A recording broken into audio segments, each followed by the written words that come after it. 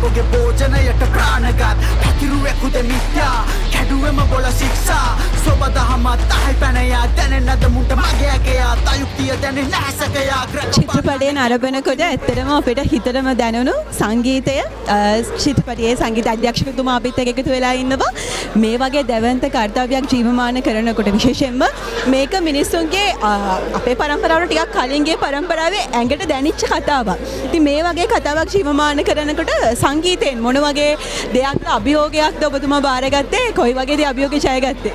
මේක විශාල අභියෝගයක්.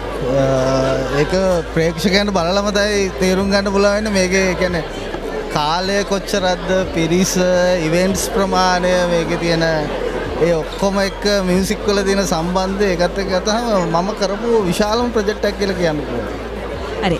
අපි ඇත්තටම දැකපු විදිහට මේ චිත්‍රපටයේ ජීවගුණය රඳා පවතින මේ සංගීත නිර්මාණය අතිශයින් දායක වෙලා තියෙනවා.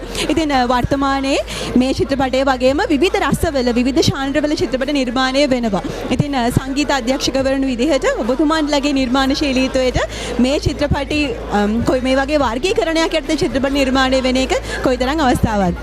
ඇත්තටම මෙහෙම එක එක ශානරවල චිත්‍රපට නිර්මාණය වෙන එක මියුසිෂියන්ලට හොඳ එක්ස්පීරියන්ස් එකක්. හැමෝට ඒ කියන්නේ එක එක අත්හදා බැලීම් කරන්න පුළුවන් අලුත් දේවල් එක්ස්පෙරිමන්ට් කරන්න පුළුවන් ඒ වගේ ගොඩක් වැඩ කරන්න පුළුවන් ෆිල්ම්ස් අලුතෙන් හැදෙනවා. ඒක ඉන්ඩස්ට්‍රි එකටත් හොඳයි අපිටත් හොඳයි. සිංහාසන තාන කබගේ භෝජනයට ප්‍රාණගත් පැතිරුවෙකුද මිත්‍යා කැඩුවම බොල සික්සා සොබදහමත් අහයි පැනයා දැනෙන්නද මුන්ට මගේ ඇකයා තයුක්තිය දැනෙ නෑසකයා